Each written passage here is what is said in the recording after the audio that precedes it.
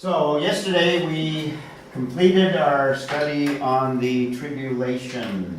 Итак, вчера мы с вами завершили наше исследование по великой скорби. We almost spent 2 entire days on that one area.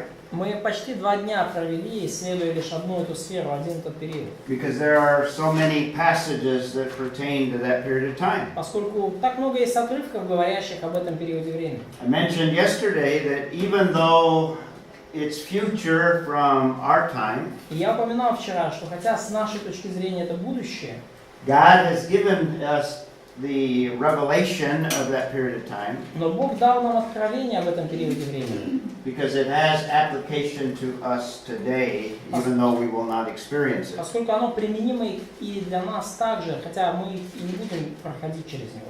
And I mentioned that there are many applications you can draw. И я уже упоминал, что много применений мы можем вывести из этого. I mentioned a few yesterday. Я упоминал несколько вчера. Some others that we might draw from that is we might have God's viewpoint of Israel. И еще вот в дополнение к тому, что я упоминал, во-первых, мы сможем посмотреть на Израиль с Божьей точки зрения. Because the tribulation is primarily for the nation of Israel. Поскольку Великая скорбь будет в основном для народа израильского.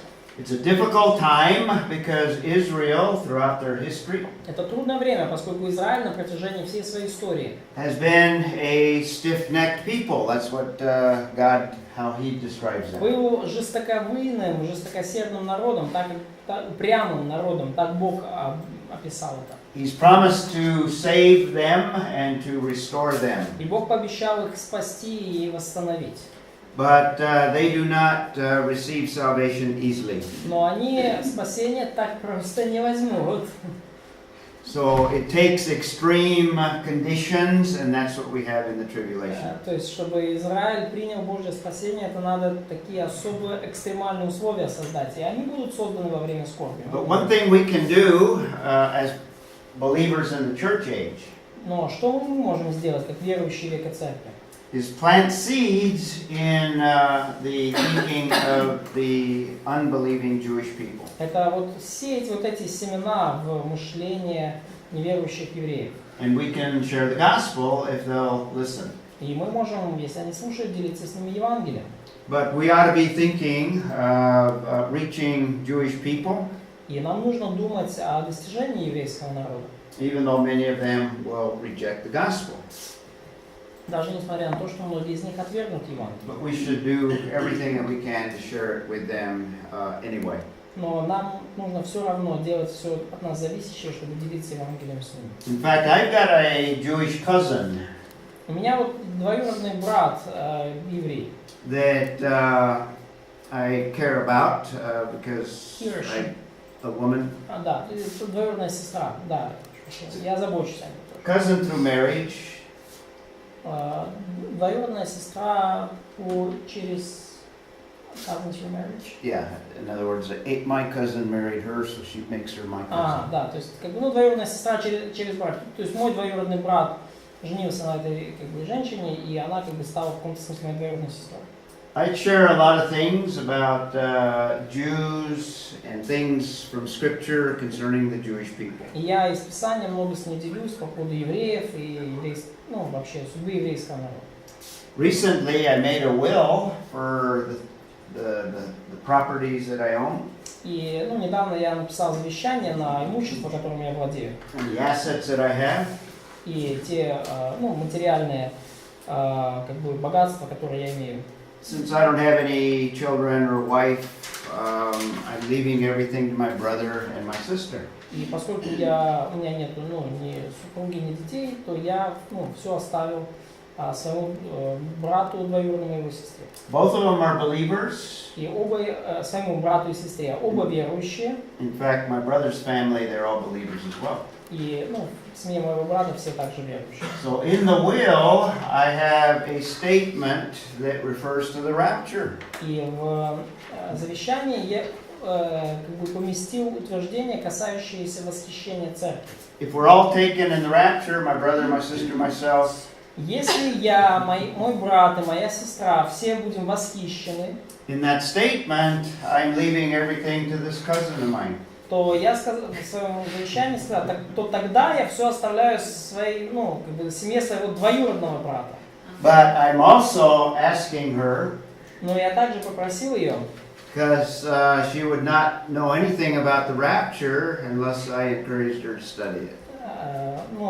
Уточнить, да, узнать что-то про восхищение, потому что она бы ничего не знала, если бы я не сказал. I've got this entire course on my website. И весь этот курс у меня есть на веб-сайте. Because I teach it at the seminary in my city. Поскольку я преподаю этот курс в семинарии в моем городе. And I'm having that cousin learn all about eschatology. И я попросил свою двоюродную сестру все узнать об эсхатологии. So she will know when the rapture occurs. То есть, чтобы она знала, что это будет, когда восхищение случится. So that she can claim the property that I leave her in the will. Чтобы тогда она могла уже востребовать имущество, которое я упомянул в своем завещании. It's given me opportunity to share lots of things from Scripture with her. И это дает мне возможность многим из Писания делиться с ней. And I've explained, besides having her watch on or listen on the website. И помимо того, что я просил ее там смотреть, слушать на веб-сайте материал. I've explained about the rapture and about being born again and those that are taken. Я объяснял ей вот эти все моменты, связанные с восхищением, с рождением свыше лично. Sharing the gospel with her. Я делился с ней Евангелием.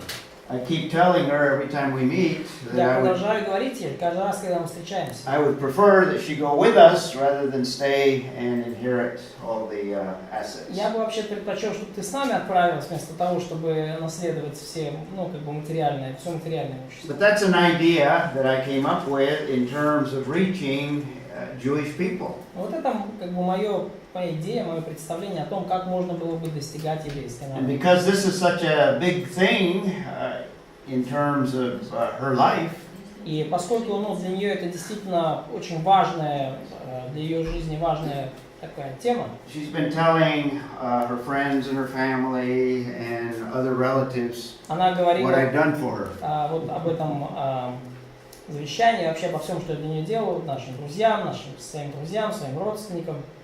So she has to share a little bit of eschatology with them as well. И ей в силу формулировки завещания приходится и со своими друзьями и родственниками немножко делиться эсхатологией. So that was one application that I came up with for myself. То есть вот это одно из применений, которое я вывел для себя из The point I'm making этого is богословия. this will be such a horrendous and terrible period of time. Но что я хочу сказать, это будет настолько жуткое, настолько ужасное время. We want whoever we can talk to, Jews or Gentiles, to not have to go through that period of time. Чтобы все, с кем мы общаемся, будь то евреи или язычники, мы хотим, чтобы никто из них не проходил через этот период времени. So it should motivate us to share the gospel with them.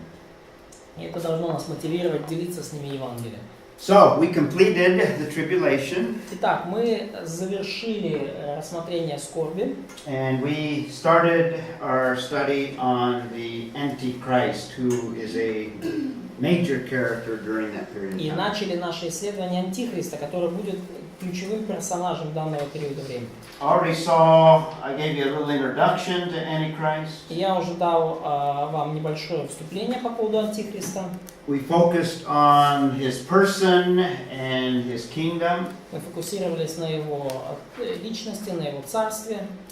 And I don't think anyone will know who he is until this 7-year period begins. И я думаю, что никто не будет точно знать, кто это до тех пор, пока не начнется период 7 лет. And then everyone will be aware of Antichrist. А потом уже все будут знать про Антихриста.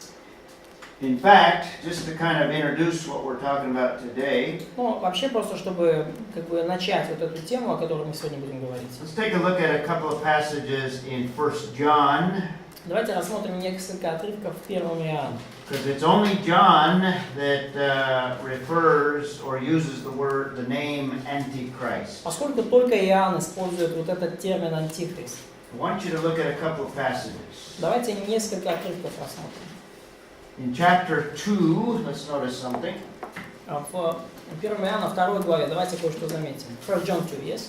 1 John 2:18. 2 глава, 18 стих. And we need to start with Ira. You want to read Начнем с Иры. 1 John 2:18. Да, прочтите, пожалуйста. 1 Иоанна 2:18. Дети, последнее время. И как вы слышали, что придет Антихрист, и теперь появилось много антихристов, то мы и познаем из того, что последнее время. Okay. Notice a couple of things in that passage. 18, yes? Yes. Несколько моментов в этом стихе. He refers to Antichrist 2 times. Он 2 раза упоминает Антихриста. He says to his audience, you've heard Antichrist is coming in the future. Он говорит, вы слышали, да, что в будущем придет Антихрист. In other words, there is going to be a personage that John is describing here. Иными словами, вот будет этот реальный персонаж, которого здесь описывает Иоанн. That personage is going to come in the future. И этот персонаж, эта личность придет в будущем. John, perhaps, much like Paul, thought that it would be a short time. И Иоанн, как, наверное, и большинство того времени, думал, что это произойдет в весьма краткосрочной перспективе, очень скоро. But we know from church history Но мы знаем из истории церкви, that Antichrist has not come yet, even from our time. что Антихрист еще не пришел, даже вот с нашей точки, But also notice the даже second, до нашего времени. notice the second thing that John mentions here. Но посмотрите на вторую вещь, о которой говорит Иоанн. He says, even now, even in the first century, Он говорит, и теперь, то есть даже в первом столетии, many antichrists have arisen. появилось много антихристов. Jesus also predicts that there will be Christs and false Christs. И Иисус также предупреждает, что будут христы и лжехристы. So I think John and Christ as well Я думаю, что Иоанн и Христос также recognize that from the first century all the way till the coming of that one Antichrist, они осознают, что вот, начиная с первого столетия, вплоть до пришествия того самого Антихриста, there will be many that will claim to be a messianic figure. будут приходить многие, кто будет утверждать о себе, что они вот такая мессианская фигура. But let's look at verse 19 as well. И давайте стих 19 посмотрим. So, well, notice the last part of verse 18. И даже посмотрите на последнюю часть 18 стиха. John thinking this is the last hour. И Иоанн думает, что вот это вот последнее время, это последний час уже. Because there's already many antichrists. Уже много антихристов. But let's read 19 as well. Давайте 19 стих прочитаем. Bless you. 19. Із нас вони вийшли та до нас не належать. Коли б були належали до нас, то залишилися б з нами, але вийшли, щоб відкрилось, що не всі вони наші. Okay. So they went out from us, so they're apostates. Они вышли от нас, то есть это отступники. If not, they would have remained. И если бы они были наши, то остались бы. But they went out because they are antichrists. Но они вышли через это, открылись, потому что они были от Антихриста. Now read 20 and 21. 20 и 21, пожалуйста. Впрочем, вы имеете помазание от Святого и знаете все. Я написал вам не потому, что вы не знали истины, но потому, что вы знаете ее, равно как и то, что всякая ложь не от истины. Okay, read 22 as well. 22 также. Кто лжец, если не тот, кто отвергает, что Иисус есть Христос? Это антихрист, отвергающий Отца и Сына. Okay, so an antichrist is going to deny the real Christ. И Антихрист будет отрицать реального Христа, он будет отрицать реальность Христа. Okay, so there are already antichrists, there are already false Christs in the first century. И уже были антихристы, уже были лжехристы даже в первом столетии. And there have been antichrists throughout history. И на протяжении всей истории были такие антихристы. But they are not the one that is yet future that John identifies. Но это еще не те будущие антихристы, о которых говорит Иоанн. So there is what we might describe as the spirit of Antichrist. Мы можем сказать, что есть дух Антихриста. And skip to chapter 4, И откройте, пожалуйста, 4 главу 1 Иоанна, because he speaks there of Antichrist again. поскольку здесь снова говорит Иоанн про Антихриста, про дух Антихриста. You're read verse 1 and 2. Юра, стихи 1 2. Возлюбленные, не всякому духу верьте, но испытывайте духа, от Бога ли они. Потому что много лжепророков появилось в мире. Духа Божия и духа заблуждения узнавайте так. Всякий дух, который исповедует Иисуса Христа, пришедшего во плоти, есть от Бога. Okay, so he's acknowledging false prophets as well. False Christ, false prophets. Признает также, что есть не только лже-христы, но и лже-пророки. Jana, verse 3. 3 стих Жана. А всякий дух, который не исповедует Иисуса Христа, пришедшего во плоти, не есть от Бога, но это дух Антихриста, о котором вы слышали, что он придет и теперь уже есть в мире. So there is a spirit of Antichrist То есть дух Антихриста. that you can see in false teachers and false prophets. И этот дух вы видите во лжеучителях и лжепророках. And again, he's saying the spirit of Antichrist, which you have heard, it is coming. И опять же он говорит, что вот этот дух Антихриста, он еще придет, And now it is already in the но world. он уже есть в мире. So you can expect at any time these false messiahs to appear. Поэтому в любой момент вы можете ожидать появления вот этого ложного мессии. And in fact, historically, И вообще говоря, исторически, there have been many claims of false messiahs. было очень много ложных утверждений от ложных мессий.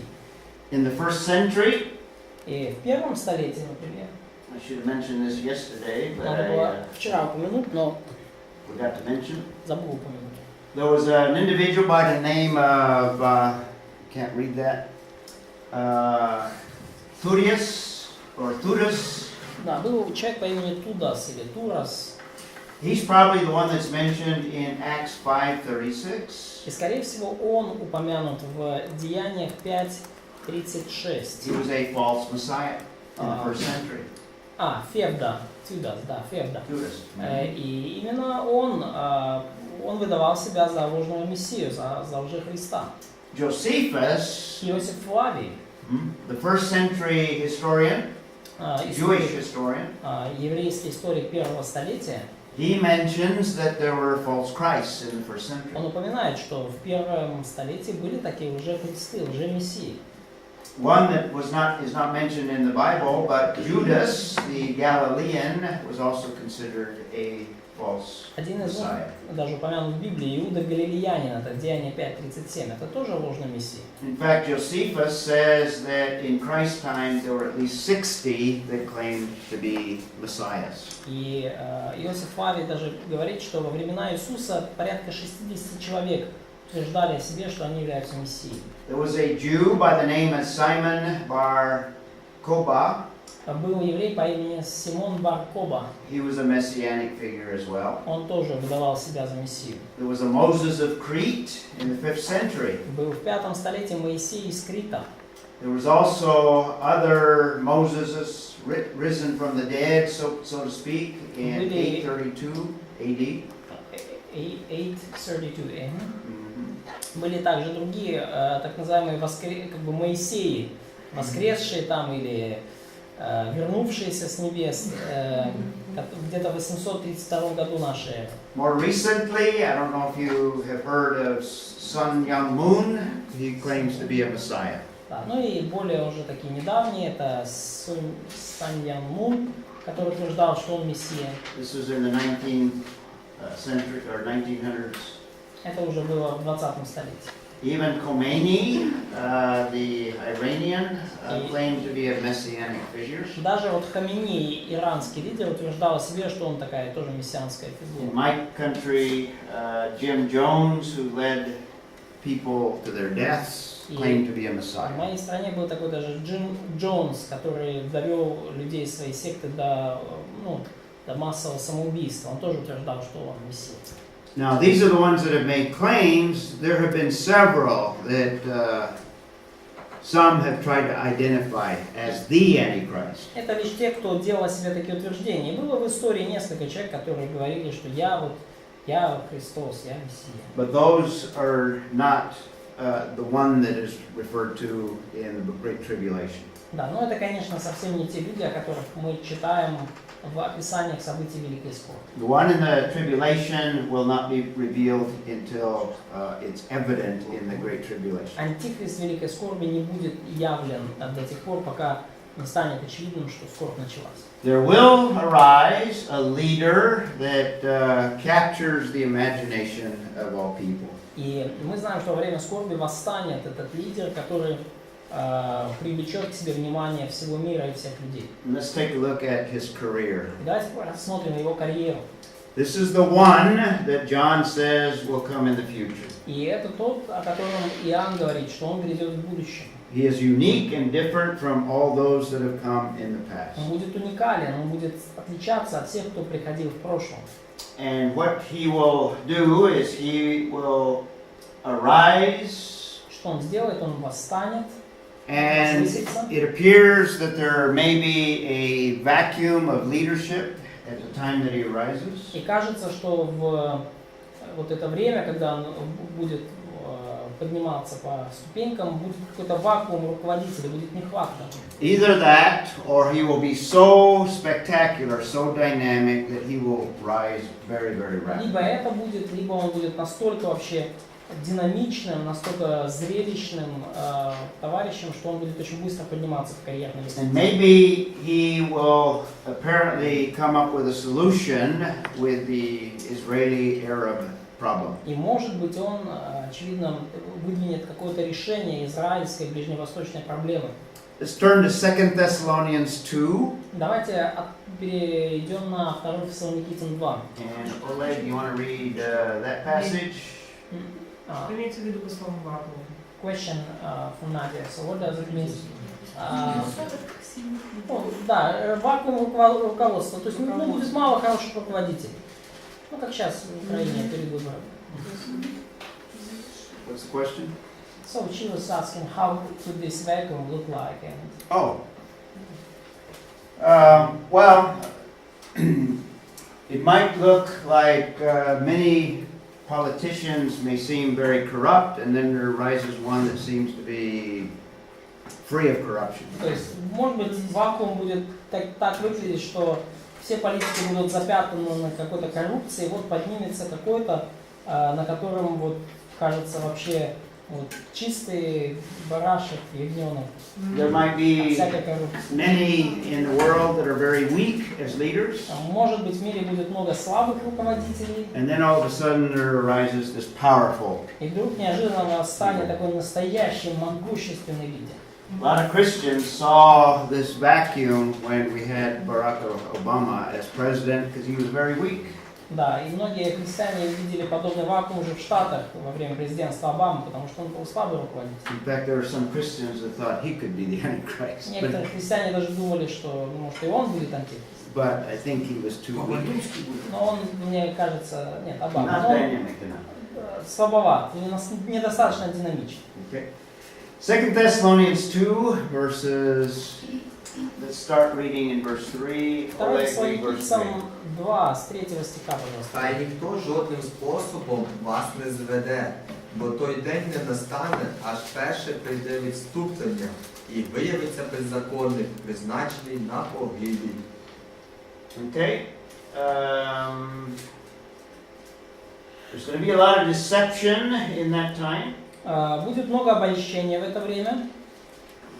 And it speaks of an apostasy. Говорится And о отступлении. that word can be taken in a couple of ways. I don't want to get into that now. И мы еще будем говорить об отступлении, я не хочу сейчас на это. But remember, yesterday we talked about the different identifications of Antichrist. Но мы вчера говорили о разных терминах, которыми обозначается антихрист.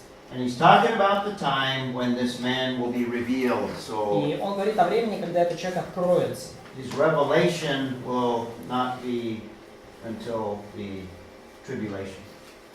И он явлен будет только тогда, когда начнется скорбь. Let's read verse 4. Давайте прочтем 4 стих. Юлия. Противящийся и превозносящийся выше всего называемого Богом или святыни, так что в храме Божьем сядет он как Бог, выдавая себя за Бога.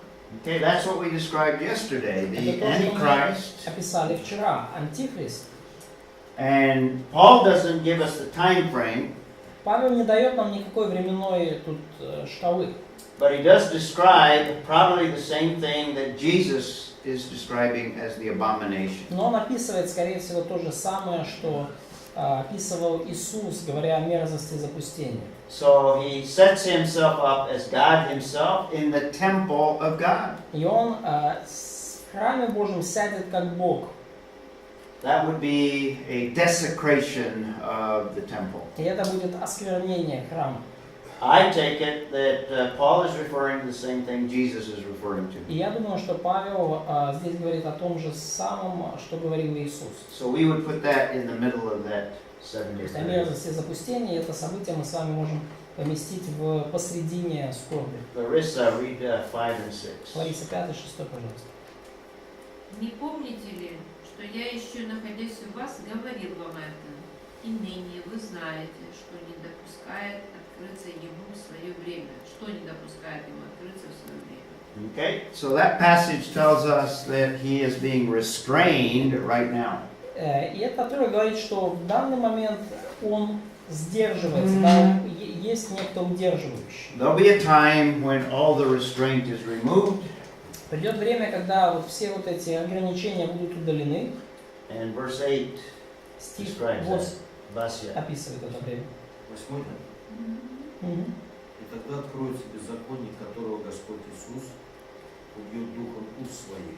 Okay, so we have the end there. We'll talk about that in a moment as well. И у нас, мы говорим здесь уже о конце, о пришествии, и мы поговорим тоже об этом скоро. Before that period of tribulation, he is restrained. До этого периода скорби антихрист, беззаконник, он удерживается.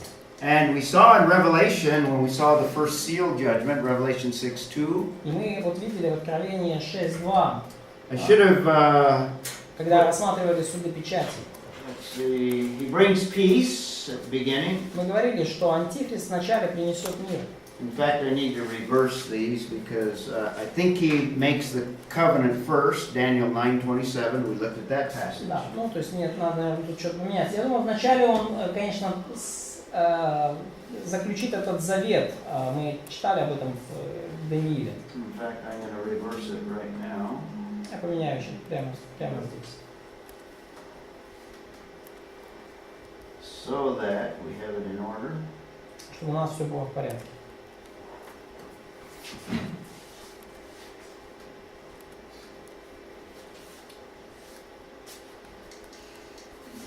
So, what happened?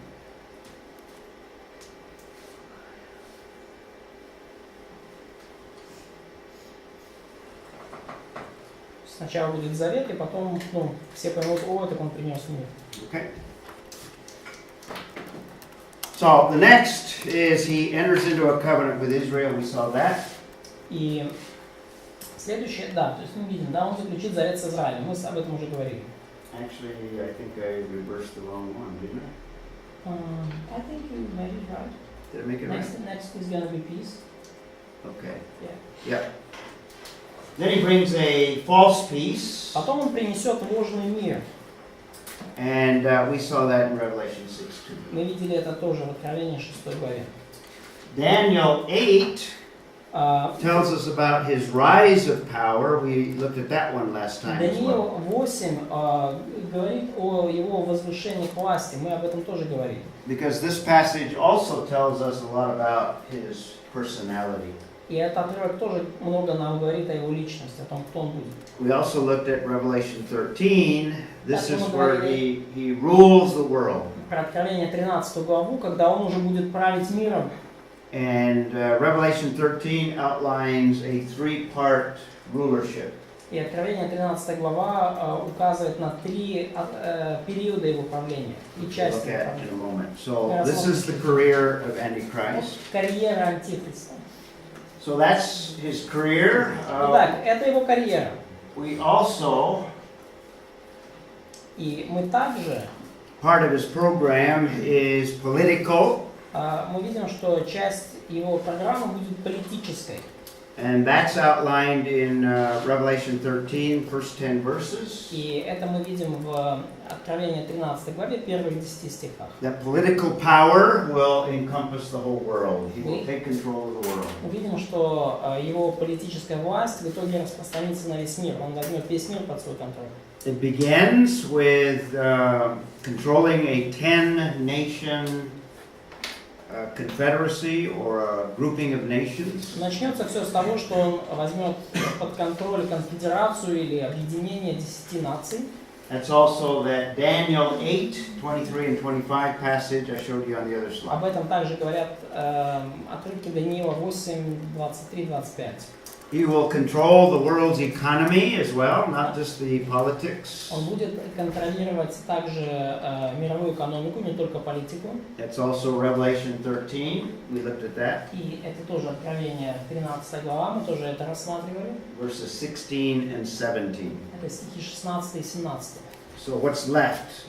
Что же What осталось? else does he control? Политика, экономика, что еще надо законтролировать? Religion. The religion. Религия. That's also Revelation 13, where he will demand worship. И это вот тоже Откровение 13 глава, он потребует поклонения себе. Revelation 13, 7 and 8. Откровение 13 глава, стихи 7-8. And also this passage in 2 Thessalonians. И также отрывок в 1 Фессалоникийцам. We saw in verse 4, Мы видели в 4 стихе. but also we ought to read 9 and 10 and 11. But let's read verse 9. Vasya. Давайте прочтем 2 Фессалоникийцам 2, 2 9 стих. Thessalonians. 9 стих. Его прихід зачинність сатани буде всякою силою і знаками, вказаний правдивими чудами. So he's satanic. In fact, I believe he's possessed by Satan himself. То есть он будет, да, как бы действовать силой сатаны. Я думаю, что он будет одержим лично сатаной. He's the human incarnation of the dragon. Он будет земным воплощением дракона, земным воплощением He'll be a сатаны. miracle worker. Он будет чудотворец, People will be deceived by his miracles. и люди будут обольщены его чудесами. Vasya, verse 10, 2 Thessalonians 2:10. 2 глава, 10 стих вас. Із усякої омани неправди між тими, хто гине, бо любові правди вони не прийняли, щоб їм спастися. So there's the deception. People will fall for the miracles. И вот будет большое обольщение. Люди падут жертвой вот этих зрелищных чудес. Now, verses 10 and 11, some people believe that there's not a second chance to hear or receive Christ after the rapture. И на основании 10-11 стиха некоторые люди говорят, что после восхищения уже не будет второго шанса поверить. The second chance for those that lived during the church age. То есть для тех, кто жил в век церкви, после восхищения не будет шанса поверить. Because they've heard the gospel and now they've rejected it. Поскольку Евангелие они слышали, вот потом отвергли его. And now, verse 11, Ira. Стих 11, да, посмотрите, я. За сие пошлет Бог в действие заблуждения, так что они будут верить лжи. So those that believe that, and I tend to perhaps agree with them. А как опровергать? То есть есть люди, которые так верят, и я частично с ними согласен. So, what could be counter arguments for that position?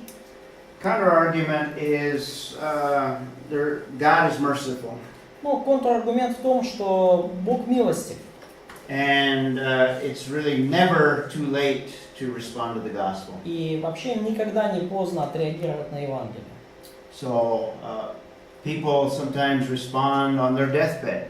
И порой люди отвечают на Евангелие уже на смертном одре. So it's possible that even in the tribulation, if you rejected Christ before the rapture, you might have a second chance. Поэтому возможно, что во время скорби, даже вот если до восхищения вы отвергали Евангелие, то потом у вас появится второй шанс. But because of verse 11, it almost is kind of emphatic that God is going to send a delusion upon them. Но 11 стих как бы особо подчеркивает, что Бог пошлет им особое какое-то действие заблуждения.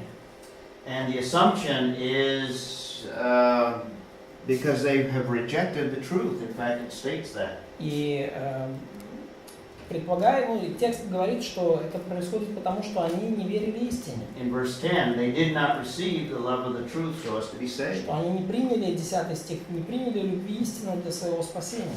So you can take it either way, let you decide on what you think По of. этому вопросу я оставляю вам определиться самим со своей точки зрения. Просто знайте, что есть, есть такие точки зрения. But the miracles and the dynamic nature of Antichrist is going to be so powerful Но чудеса и такая динамичная, привлекательная природа, характер Антихриста будет настолько могущественным, that he will in fact demand worship of all the world. что он в конечном счете попросит и получит поклонение от всего мира. And in verse 4, it tells us that he will even stand in the temple proclaiming himself to be God. И стих 4 говорит, что он даже встанет в храме и назовет себя Богом. So that's the program of Вот это Antichrist. программа Антихриста. That religious program Вот это религиозная программа. includes signs and wonders, the passage we just looked at. Включает в себя чудеса и знамения, отрывок, который мы только что рассматривали с вами. Verse 4 says that he exalts himself above everything else. Говорит, что Антихрист будет превозноситься выше всего. That's also in Daniel 11, Также мы об этом читаем в Даниила 11 главе, 36 through 39. 36-39 стих.